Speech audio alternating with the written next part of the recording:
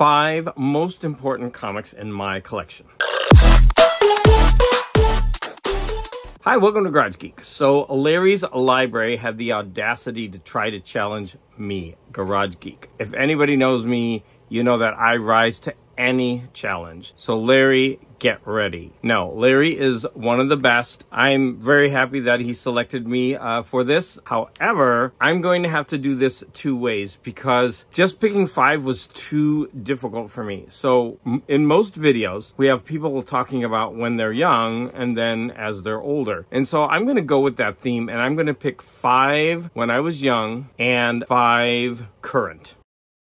There's going to be 2 exceptions. I'm not going to talk about The Defenders, which is one of my favorite runs, because I'm going to be talking about that today in a live video with Holly Yeah Comics, spoilers. And I'm also not going to talk about the awesome X-Men run when I was a kid, because Larry's Library already covered that. So I'm going to start, and believe me, this was hard. I could have picked 20 more to go with this, and that's also a common thread that a lot of people have been saying. So number 1, I'm going to choose the run of Spider-Man around the 120s to the 140s, or maybe even a little bit before. And you've got, you know, the death of Gwen Stacy. This has been so influential. The introduction of the Punisher. Like, this stuff is gold, and it is so well done. At least for a kid, this captivated me. And right, this has been so influential not only in comics, but also in movies.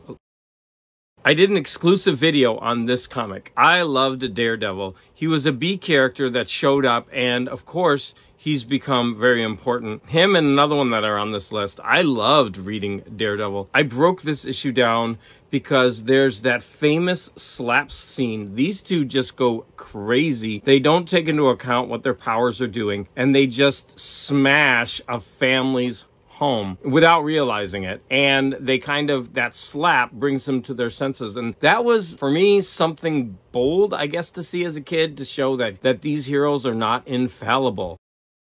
George Perez on the new Teen Titans was amazing. Like, look at this art. You pick up any issue of the new Teen Titans, and then you just see George Perez. He's amazing. And of course, the storylines, I think, were by Marv Wolfman. These storylines were incredible. So they rivaled the X-Men. I felt they were equally as good, captivating.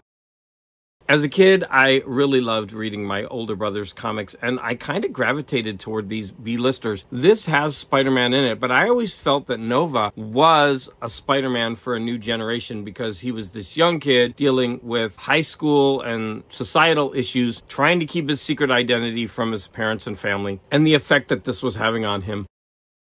Now, Larry's Library already mentioned Rom, Space Knight, and I'm surprised he didn't mention Micronauts, so those are some special mentions for me as well. And I'm going to end with another B-lister that later became one of the most important characters in Marvel Comics, and especially the movies, and that's going to be Bob Layton's run on the art for Iron Man. Now, I didn't realize this, and I haven't actually reread these since I was a kid, but Bob Layton didn't do the exclusive art on many of the covers. I was surprised to learn that this one is John Romita Jr. and Bob Layton. Now, if you look at this, this does not look anything like a John Romita Jr. cover at all. Like, his art, I can't see it. So that's pretty fascinating to me. And one day I would like to just go through a career retrospective of John Romita Jr. and show how his art has changed over the years. He's someone that I really respect. His art has become very kind of controversial and quixotic. I love what he does, but I did not know. I would say that's Bob Layton and not John Romita Jr. But let's get back. The stories in these were great when I was reading them as a kid, and he was another one. He was this millionaire with all of these problems, you know, for example, when you get to the Demon in the Bottle storyline and all that stuff. It just fascinated me as a kid.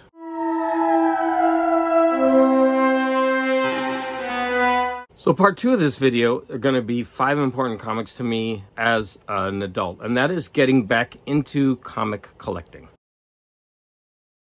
So one of the first comics that I bought when I was getting back into the hobby was this one.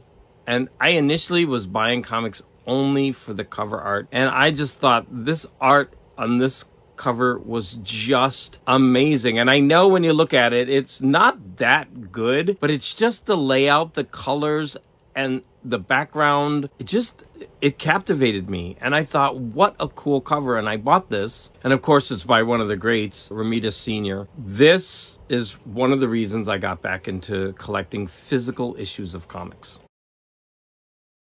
Now, going with that theme, as I got back into collecting comics, I realized the treasure trove of comics that I'd never known as a kid. I'm going to say the painted cover art on a lot of the Dell Gold Key comics is like treasure. It's a treasure trove to find. I didn't know about these as a kid, or I ignored them as a kid. But when I look at these as an adult, I mean, the content, the interior content isn't up to par with Marvel or DC, but they're still fun reads. But the cover art on these things are just so much fun. Going with the theme of found gold, there was all these comics that came out before my time, and now I get to discover them. For example, these issues of House of the Unexpected, I think it's called, oh no, these are just called Unexpected. I mean, when you look at these things are amazing. And I'm going to actually read the covers to you because they're so much fun. So this is a 25 center, which means it was probably a 12 cent because it's a double issue, or maybe a 15, I'm not sure. So this one is number 134. It says, "They're here to meet your new husband at midnight? What kind of family did I marry into? Everything you always wanted to know about fear, but were afraid to ask." This is number 130, so it's a little bit before that. "Welcome home, dear. Our new neighbors dropped in. They're dying to meet you. One false step plus murder spree. Dig the gruesome groupies, death mask, ghost who laughed at locks." Here we have issue number 135. "I'm going to hide in my treehouse and mom will never find me again." Children in danger. "This tree bears deadly fruit." Okay, that's kind of referring back to the Billie Holiday song, so I don't know if that's in good taste or not. But what a cool cover. Just like I said, the theme of found treasure. As an adult, I have all of this amazing back catalog of comics to discover. As an adult, I love getting the facsimile issues. So these things are gorgeous, and they're reprints of comics that I could never afford. Of course, I could get them in collected editions. More on that in a bit. But look at this. This is a piece of history that I can own in my hot little hands. It's just gorgeous. Yes, it's not as big as the originals, but I am fine with that. I'm never, ever going to be able to afford this. And reading these things is a joy. So with the facsimile edition, I'm going to just cheat a little bit and mention the Amazing Spider-Man Annual #1, which I did a video on this, and I feel this is the greatest comic book ever made. I won't go into why, but I think because of these facsimiles, I can own a piece of this history. And that's going to bring me to my number 5, and that is the collected editions. As an adult, I can affordably go back and get all of Marvel's and somewhat DC history, although they're starting to put out an Epic line. DC doesn't normally stick to things, so we don't know if they'll keep it going or not, but I'm very excited for that line. These Epic collections from Marvel are a godsend. You can find these things for relatively cheap without breaking the bank, right? Of course, you could own single issues, but going back like I'm doing, and like so many of us are doing, you know, we go and we spend quite a bunch for these single issue comics when these are way more affordable and so much fun to collect.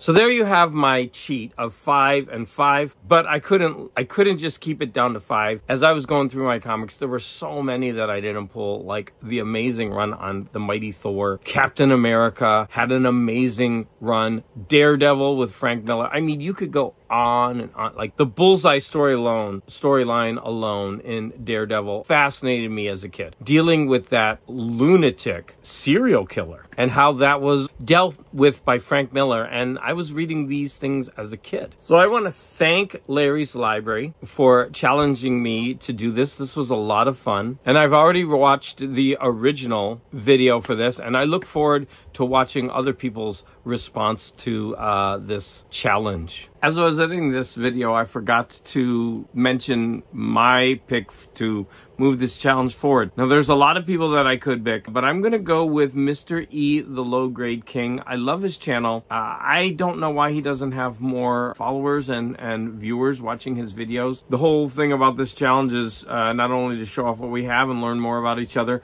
but also to get us to discover new people in the community. So again, I'm going to challenge Mr. E, the Low Grade King. As always, I want to thank you all for the support.